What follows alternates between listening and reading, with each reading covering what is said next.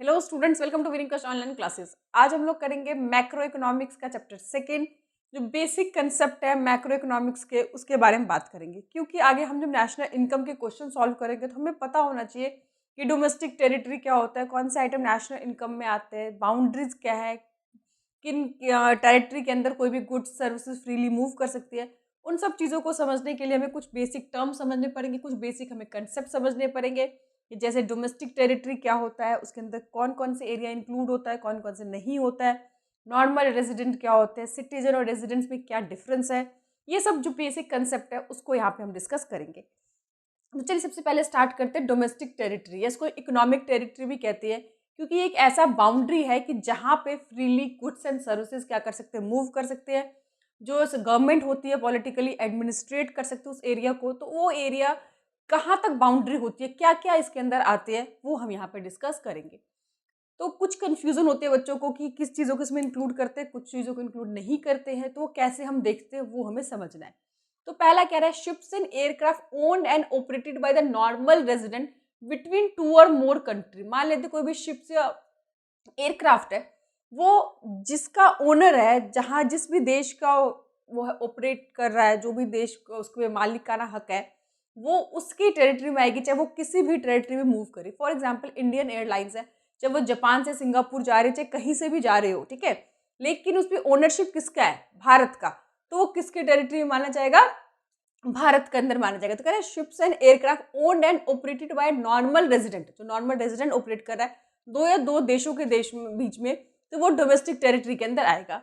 उसी तरह से फिशिंग हो गए, वेजल्स हो गए, oil, natural gas, floating platform operated by a resident of a countryman in international water where they have exclusive right of the operation. For example आपने देखा होगा बहुत सारे जो फिशर्स होते हैं, फिशरमैन्स होते हैं, बोट वगैरह कोई दूसरे इंटरनेशनल वाटर के अंदर वो ऑपरेट होते हैं, चलते हैं। तो जो भी तुम्हारा शिप है वो बेसिकली जिस भी देश का ओनरशिप है वो उसकी टेरिटरी के अंदर वो माना जाएगा। बहुत सारे इंटरनेशनल वाटर बॉडीज में कहीं पे भी वो चाहे मूव करे। नेक्स्ट है embassies consultant military establishment of a country located abroad. For example मान लें इंडियन एम्बेसी है, अगर वो जापान में, अमेरिका में, किसी दूसरे देश में भी अगर इस्टेब्लिश है, सिचुएटेड है, तो भी वो किस देश की टेरिटरी मानेगी, जिस देश की वो एम्बेसी है, ठीक है। और अगर जापान की एम्बेसी इंडिया के अंदर है तो वो इंडियन टेरिटरी में नहीं मानी जाएगी, वो जापान की ही टेरिटरी में मानी जाएगी, ठीक है। उसी तरह से कोई कंसल्टेंट्स हो गए, मिलिट्री एस्टेब्लिशमेंट हो गए, कि जिस देश का है वो उसी के टेरिटरी के अंदर माना जाएगा, भले ही वो कहीं पे भी लोकेटेड हो। तो ये बात हो गई कि इसमें किस किस को शामिल करेंगे और किस किस को इंक्लूड नहीं करेंगे। जैसे मैंने बताया कि embassy consultant military establishment foreign country, अगर हमारे देश में कोई भी एम्बेसीज है, मिलिट्री एस्टेब्लिशमेंट है, या किसी तरह कोई कंसल्टेंट है, भले ही वो हमारे जोग्राफिकल लोकेशन में सिचुएटेड है, बट वो जिस देश की एम्बेसी होंगी वो उस देश की डोमेस्टिक टेरिटरी में काउंट होंगी, हमारे देश की टेरिटरी में नहीं होंगे। उसी तरह से किसी दूसरे देश में अगर हमारी इंडियन एम्बेसीज है तो वो हमारे डोमेस्टिक टेरिटरी में आएंगे, ना कि वो उस देश की टेरिटरी में आएंगे, क्योंकि इसमें कंफ्यूजन होती है कि जोग्राफिकली वो सिचुएटेड हमारे यहाँ पे होता है या हमारे एम्बेसी उनके वहाँ पे होती है, बट वो आता किसके, जिसकी एम्बेसी है उसी की टेरिटरी के अंदर उसको शामिल किया जाता है। यानी जितने भी इंटरनेशनल ऑर्गेनाइजेशन है वो कहीं पर भी वो उस देश की टेरिटरी में नहीं आएंगे, चाहे WHO, UN हो गए, ये सब चीज़ों को इंक्लूड नहीं करना है। तो आई होप आपको समझ में आ गया कि डोमेस्टिक टेरिटरी में क्या आता है और क्या नहीं आता है। नेक्स्ट टॉपिक हम बात करते हैं normal resident. Normal resident basically होता है क्या है कि कोई भी इंडिविजुअल जहाँ पर भी वो रहता भी और उस देश की इकोनॉमिक इंटरेस्ट भी उसका वहीं पर हो। फॉर एग्जाम्पल वो रह भी उस देश में रहा है और वहीं पर वो पैसा भी कमा रहा है, तो वो उस देश का क्या बन गया, नॉर्मल रेजिडेंट बन गया, ठीक है। फॉर एग्जाम्पल बहुत सारे आपने सुना होगा NRIs, non residents of India, यानी कि वो सिटीजन तो वो इंडिया के है लेकिन अब वो अमेरिका चले गए हैं, वहां पर वो रह भी रहे काफी टाइम से, वहां पे वो पैसा भी कमाने लग गए, तो उस देश के क्या बन के, नॉर्मल रेजिडेंट बन गए, ठीक है। जो नहीं कि वहां के सिटीजन भी हो, आप सिटीजन एक देश के और रेजिडेंट दूसरे देश के हो सकते हो। तो जहां पर भी कोई पर्सन 1 साल से ज्यादा टाइम से रह रहा है वहां पर और वहां पर वो पैसा भी वहीं पे कमा रहा है, इकोनॉमिक एक्टिविटी भी वहीं पर उसकी है, तो वो उस देश का क्या बन जाता है, रेजिडेंट बन जाता है। नॉर्मल रेजिडेंट से रेजिडेंट एक ही बात है, तो ठीक है, इसमें ये आपको याद रखना है। अब कुछ चीजों को आपको इसके अंदर इंक्लूड नहीं करना है, जैसे कि मान लो फॉरेन टूरिस्ट एंड विजिटर, आप बाहर घूमने के लिए जा रहे हो तो आप उसके अंदर रेजिडेंट नहीं आ सकते। कोई फॉरेन स्टाफ एम्बेसीज के अंदर रह रहा है वो उसके अंदर नहीं आएगा। कोई diplomats and members of the arm force of the foreign country located in the given country, ठीक है। अगर कोई डिप्लोमैट्स है, कोई क्रू मेंबर है, ठीक है, कोई ऑफिशियल है, तो वो सब चाहे दूसरे ही देश में क्यों ना रह रहे हो, लेकिन फिर भी वो उस देश के रेजिडेंट नहीं माने। जिस देश के रेजिडेंट है, जिस देश के लिए काम करे, वो उसी देश के रेजिडेंट माने जाएंगे। ये आपको ध्यान रखना है, ठीक है। इंटरनेशनल ऑर्गेनाइजेशन में पहले बता चुकी हूँ, इंटरनेशनल ऑर्गेनाइजेशन में काम करने वाले जो वर्कर्स होते हैं वो भी उस देश के रेजिडेंट नहीं माने जाते, ठीक है। उसके बाद है कि एम्प्लॉय ऑफ इंटरनेशनल ऑर्गेनाइजेशन बता दिया मैंने, crew member, foreign vessels, commercial traveller, ठीक है, जितने भी सीजन वर्कर्स है, provided their stay in less than 1 year. ये सारे वहाँ पे मैंने बताया ना, जो 1 साल से कम टाइम के लिए अगर रहते हैं, तो कि 1 साल से ज़्यादा टाइम से रह रहे हैं और उनकी इकोनॉमिक एक्टिविटी भी वहीं पर है, तो ही उस देश के आप क्या बनते हो, नॉर्मल सिटीजन बनते हो। बॉर्डर वर्कर्स, तो इन लोगों को इसके अंदर बेसिकली इंक्लूड नहीं किया जाता है। मान लीजिए आप पढ़ाई करने के लिए गए हैं, ठीक है, उसमें टाइम भी ज़्यादा लग रहा है, तो भी आप वहाँ के रेजिडेंट नहीं बनेंगे। या कोई बहुत सारे स्टार वगैरह मूवी की शूटिंग के लिए जाते हैं, तो उनको बेसिकली क्या होता है कि वीज़ा लेते हैं, परमिशन लेते हैं और 1 साल से पहले पहले वो वापस भी आ जाते हैं। तो वहाँ पे मोर देन 1 ईयर रहना होता है, प्लस आपकी इकोनॉमिक एक्टिविटी भी वहीं पर हो, तो ही आप उस देश के नागरिक, citizen, basically resident, sorry citizen अलग होती है, आप वहाँ के रेजिडेंट हो सकते हो। तो 2 चीज़ें रखना है, मोर देन 1 ईयर और वहाँ पे आपकी इकोनॉमिक एक्टिविटी भी होनी चाहिए। अब मैं आपको बता देती हूँ कि सिटीजन और रेजिडेंस में क्या डिफरेंस है। आप एक देश के सिटीजन हो सकते हो, दूसरे देश के आप रेजिडेंट्स हो सकते हो। जैसे भारत से बहुत से लोग अमेरिका या दूसरे देश में जाते हैं, वहाँ पर रहते हैं, वहाँ पे पैसा भी कमा रहे हैं, बट अभी तक वहाँ के उनको सिटीजनशिप नहीं मिली क्योंकि वो भारत के सिटीजन है। ये बहुत से लोग हैं जो विदेश से आते हैं, हमारे देश में आकर रहते हैं, काम करते हैं, पैसा कमाते हैं, बट दूसरे देश के नागरिक होते हैं। जैसे कि आपको पता होगा अक्षय कुमार, सिटीजनशिप उसने कनाडा के लिए रखी है बाहर की, पर हमारे देश में रह रहा है, पैसा कमा रहा है, तो वो यहाँ के क्या बन गया, रेजिडेंट हो गया, ठीक है। तो ये चीज़ आपको, क्योंकि जो सिटीजन होते हैं उनको, वैसे कि हम भारत में पैदा हुए, हमको ऑटोमेटिकली क्या मिल गया, सिटीजन मिल गए, भारत के हम नागरिक मिल गए, हमें वोट देने का अधिकार मिल गया, सरकारी नौकरी लेने का अधिकार मिल गया, ठीक है, हमें खुद की पार्टी बनाने का अधिकार है। तो ये बेसिकली जो सिटीजन होते हैं, तो हमें कुछ देश के कुछ बेसिक राइट्स सबको पता है वो हमें मिल जाते हैं, और जो रेजिडेंट होते हैं उनको वो सारे राइट्स उतने नहीं मिलते, ठीक है। वोटिंग राइट्स नहीं होते ये सब, क्योंकि आप जब सिटीजन होते हो, नागरिक होते हो, तो ही आपको वोटिंग राइट दिया जाता है। तो आप एक देश के सिटीजन और रेजिडेंट दोनों हो सकते हो, या आप एक देश के सिटीजन हो सकते हो, दूसरे देश के रेजिडेंट हो सकते हो, तो ये सब भी पॉसिबल है। तो सिटीजन और रेजिडेंट एक ही चीज़ नहीं है, आपको ये याद रखना है। चलिए आगे हम बात करते हैं फैक्टर्ड इनकम और ट्रांसफर इनकम। ये बहुत इंपॉर्टेंट है, क्योंकि जब हम न्यूमेरिकल करेंगे या हम उसके किस चीज़ को इंक्लूड करना है नेशनल इनकम में, किसको नेशनल इनकम में नहीं इंक्लूड करना है, तो तब आपको ये काम बहुत आएंगे कि फैक्टर इनकम और ट्रांसफर इनकम में होता है क्या है। तो बेसिकली ट्रांसफर इनकम जो होता है वो फैक्टर ऑफ प्रोडक्शन, यानी कि जब आप अपनी कोई भी सर्विसेज देते हो, फैक्टर सर्विसेज के बदले आपको मिलता है। जैसे आपने कोई काम किया किसी के लिए, उसके बदले पैसा आया, या आपने अपना कोई एसेट्स किसी को यूज़ करने के लिए, उसने आपको उसके ऊपर रेंट दिया है, ठीक है। तो बेसिकली जो 4 फैक्टर ऑफ प्रोडक्शन होते हैं, जो गुड्स से सर्विसेज को बनाने के लिए यूज़ किए जाते हैं, उनके ऊपर जब पेमेंट होती है, उनके जो रिसीव होते हैं, ठीक है, उसे हम फैक्टर इनकम कहते हैं। और जो इनकम बिना कोई बिना कोई प्रोडक्टिव सर्विसेज दिए, यानी कि बिना कोई काम के, बिना किसी कोई सर्विसेज दिए हमें जो पैसा रिसीव होता है, उसे क्या बोलते हैं, ट्रांसफर इनकम। ये हमें रिसीव करने वाले को बदले में कुछ भी नहीं देना पड़ता है। यहाँ पे जो रिसिप्टर होता है, जो भी कुछ रिसीव करा, उसे बदले में कुछ ना कुछ उसको देना पड़ता है। चाहे हम अपनी कोई एसेट्स दे रहे हैं, चाहे हम कोई सर्विसेज दे रहे हैं, तो रिटर्न हमें कुछ ना कुछ मिलता है। तो याद रखना है कि ये जो हमारे फैक्टर इनकम होते हैं, हमारे डोमेस्टिक इनकम और नेशनल इनकम दोनों में इंक्लूड किए जाते हैं। लेकिन जो ट्रांसफर इनकम होती है, क्यों इसमें ना तो नेशनल इनकम में ना ही डोमेस्टिक इनकम में इसको इंक्लूड किया जाता है, क्योंकि इसमें किसी तरह का इनकम जनरेट नहीं हुआ, ठीक है। कुछ इसमें फ्री दिया, वन साइडेड है, फ्री में ही आपको मिल रहा है, इसके बदले आपको कुछ भी देना नहीं पड़ रहा, तो वन साइडेड ट्रांजेक्शन के अंदर नहीं आते, ना तो नेशनल इनकम में आएगा ना ही डोमेस्टिक इनकम में आएगा। नेक्स्ट है ये अर्निंग कंसेप्ट है, आपने उसको कमाया है अपनी मेहनत से या अपने एसेट से, बट इसके अंदर क्या होता है, रिसिप्ट, सिर्फ आपने प्राप्त किया है, रिसिप्ट किया, बदले में कुछ भी आपने उसको नहीं दिया है। फॉर एग्जाम्पल अगर हम फैक्टर इनकम की बात करें तो हमको पता ही है, लैंड के ऊपर रेंट मिलता है, लेबर को मजदूरी मिलती है, कैपिटल को इंटरेस्ट मिलता है और एंटरप्रेन्योर को प्रॉफिट मिलता है। तो जो भी 4 फैक्टर प्रोडक्शन है उसका ये रिटर्न ट्रांसफर इनकम के अंदर आती है। और ये जो होते हैं मैंने बताया कि फ्री में मिलते हैं, जैसे स्कॉलरशिप हो गए, ओल्ड एज पेंशन हो गए, अनएम्प्लॉयमेंट अलाउंसेज हो गए, ऐसी चीज़ सरकार से आपको मिलती है, बट आप उसको बदले कुछ भी नहीं देती हो। तो ये इसीलिए रिसिप्ट कंसेप्ट है, और इसको ना तो हम डोमेस्टिक इनकम में इंक्लूड करते, ना ही इसको नेशनल इनकम में इंक्लूड किया जाता है। नेक्स्ट हम बात करते हैं फाइनल गुड्स और इंटरमीडिएट गुड्स। वेरी इंपॉर्टेंट, कई बार एग्जाम में आ जाता है कि आपको आइडेंटिफाई करना है कि कौन सा इंटरमीडिएट गुड्स है, कौन सा फाइनल गुड्स है।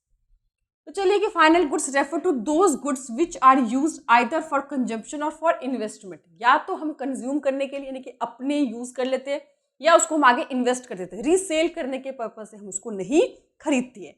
लेकिन जो इंटरमीडिएट है बिल्कुल उसका ऑपोजिट है, या तो हम क्या करते हैं उसको रीसेल करने के लिए, या आगे हम उसको और फर्दर प्रोडक्शन करने के लिए हम उसको यूज करते हैं। फॉर एग्जाम्पल अगर मान लो कि हम और आप हाउस होल्ड ने मिल्क खरीदा, उसको कंज्यूम कर लिया, खत्म कर लिया, हमने कंज्यूम कर लिया, किस लिए खरीदा, कंजम्पशन के लिए, तो ये क्या बन गया, फाइनल गुड्स। लेकिन वही अगर कोई मिठाई वाला खरीदता है उस दूध को, आगे वो उससे क्या करेगा, हो सकता है कि कुछ भी कर सकता है, वो कर्ड बनाए, दही बना सकता है, पनीर बना सकता है, कोई मिठाई बनाने में यूज कर सकता है। तो आगे उसका पर्पस क्या भी प्रोडक्शन में आगे वो यूज करेगा, ठीक है। तो वो क्या होगा, इंटरमीडिएट गुड्स। तो एक ही गुड्स इंटरमीडिएट भी हो सकती है, कंजम्पशन गुड्स भी हो सकते हो, सॉरी फाइनल गुड्स भी हो सकता है, इंटरमीडिएट भी गुड्स हो सकता है। वो डिपेंड करता है उसको यूज कौन कर रहा है। जैसे मिल्क है, मिल्क तो प्रोडक्ट है, बट वो एक टाइम पे फाइनल गुड्स भी हो सकता है और एक ही टाइम पे वो इंटरमीडिएट भी हो सकता है। अगर हाउस होल्ड खरीदेंगे तो मिल्क क्या बन जाएगा, फाइनल गुड्स। उसी को अगर कोई मिठाई वाला खरीदेगा तो क्या बन जाएगा, इंटरमीडिएट गुड्स। तो गुड्स ऐसा नहीं है कि अलग है, इंटरमीडिएट ही होगा या फाइनल होगा। इसको कौन लोग यूज कर रहे हैं, कैसे उसको यूज करेंगे, वो उस पर डिपेंड करता है। नेक्स्ट है included in national income, domestic income. जो फाइनल गुड्स होते हैं उसको नेशनल इनकम और डोमेस्टिक इनकम दोनों में इंक्लूड किया जाता है। इसमें इंटरमीडिएट गुड्स को नहीं किया जाता, क्योंकि अगर हम यूज करते हैं इंटरमीडिएट गुड्स को तो बेसिकली प्रॉब्लम क्या होता है, डबल काउंटिंग की प्रॉब्लम हो जाती है, जो हम नेक्स्ट क्लास में डिस्कस करेंगे कि what is the problem of double counting. उसके बाद ये प्रोडक्शन बाउंड्री के बाहर क्रॉस कर जाता है, क्योंकि प्रोडक्शन के बाहर आ गया, आप डायरेक्ट इसको यूज कर लेंगे या आगे इन्वेस्ट कर देंगे, आगे फर्दर प्रोडक्शन के अंदर इसको नहीं रखेंगे। लेकिन ये बाउंड्री प्रोडक्शन के अंदर होता है। अभी बाउंड्री जो प्रोडक्शन बाउंड्री है, क्योंकि अभी उसको आगे हम प्रोड्यूस करेंगे, हमने मिल्क खरीदा, अभी हम उसको आगे और उसके फॉर्म को चेंजेस करेंगे, उसको हम क्या मिल्क केक बना सकते हैं, उसको हम पनीर बना सकते हैं, या उसको हम कर्ड बनाएंगे। तो प्रोडक्शन फर्दर अब प्रोडक्शन करना भी बाकी, अभी प्रोडक्शन बाउंड्री जो है उसके वो अंदर ही होता है, उसे इंटरमीडिएट गुड्स कहते हैं। तो ध्यान रखना कि ये कंजम्पशन या इन्वेस्टमेंट के लिए होता है, ये बेसिकली रीसेल या फर्दर प्रोडक्शन के लिए होता है। इसको ना तो नेशनल इनकम में इंक्लूड करते, ना डोमेस्टिक इनकम में इंक्लूड करते, इसको इंक्लूड करते सॉरी फाइनल गुड्स दोनों में इंक्लूड किया जाता है, इंटरमीडिएट किसी में इंक्लूड नहीं किया जाता है। ये प्रोडक्शन बाउंड्री को क्रॉस कर चुका था, ये प्रोडक्ट बाउंड्री के अभी भी अंदर होता है। और एक ही गुड्स फाइनल गुड्स भी हो सकते हैं, इंटरमीडिएट गुड्स भी हो सकते हैं, डिपेंड करता है उसको कौन और कैसे यूज कर रहा है। There is a difference between the intermediates and final goods. I hope आपको कोई कंफ्यूजन नहीं होगी, आपको अच्छे से समझ में आ गया होगा। बाकी प्रैक्टिस के लिए आप लोग विनिंग कस्ट ऐप पे जाके बहुत सारे असाइनमेंट्स है, उसकी आप प्रैक्टिस कर सकते हैं। नेक्स्ट हमने फाइनल गुड्स और इंटरमीडिएट गुड्स तो पढ़ लिया। अब हम फाइनल गुड्स के आगे पार्ट्स पढ़े कि फाइनल गुड्स की क्लासिफाइड कर दे, कितने तरह के फाइनल गुड्स बेसिकली होती है। तो उसमें हमारे दो तरह के, एक कंजम्पशन गुड्स है, दूसरा है कैपिटल गुड्स। तो कंजम्पशन गुड्स कौन से होते हैं, जो डायरेक्टली क्या करते हैं, ह्यूमन के वांट्स एंड डिजायर को सेटिस्फाइड करती है। यानी कि अगर कुछ भी आपको सेटिस्फाई कर रहा है, डायरेक्ट आप उसको यूज कर पा रहे हो, तो वो क्या हो गया आपका कंजम्पशन गुड्स। तो जिसमें आपके durable goods, semi durable, non durable, services सभी टाइप के आते हैं। तो ड्यूरेबल गुड्स हो गए जो काफ़ी टाइम तक चलते हैं, जैसे टीवी फ्रिज 5-10 साल तक आपका इजीली चलता है, that is a durable goods. Semi durable goods होता है 6 महीने 8 महीने, जैसे आप कपड़े खरीदते हो 6 महीने 4 महीने आपके चलते हैं, शूज़ खरीदते हो, तो ये सारे क्या होते हैं सेमी ड्यूरेबल गुड्स के अंदर। तो लाइफ लॉन्ग नहीं चलते, 10-5 साल नहीं चलते, बट 6 महीने से साल भर वो चलते हैं। इनकी लाइफ 1 साल से ज़्यादा होती है, इनकी लाइफ 6 महीने साल भर हम कह सकते हैं। और नॉन ड्यूरेबल गुड्स होता है जो बिल्कुल भी नहीं चलते, जैसे कि मिल्क 1 या 2 दिन होता है, ब्रेड, तो ये बेसिकली जैसे हम बाई करते हैं उसको विद इन 1 या 2 डेज के अंदर उसको हम कंज्यूम कर लेते हैं, जैसे मिल्क हो गया, ब्रेड हो गया। तो ये 3। उसके अलावा सर्विसेज हम समझते हैं जितने भी प्रोफेशनल्स होते हैं, लॉयर की सर्विसेज हो गई, टीचर की सर्विसेज हो गई, डॉक्टर की सर्विसेज हो गई, तो ये सारे क्या होते हैं बेसिकली सर्विसेज के अंदर आते हैं।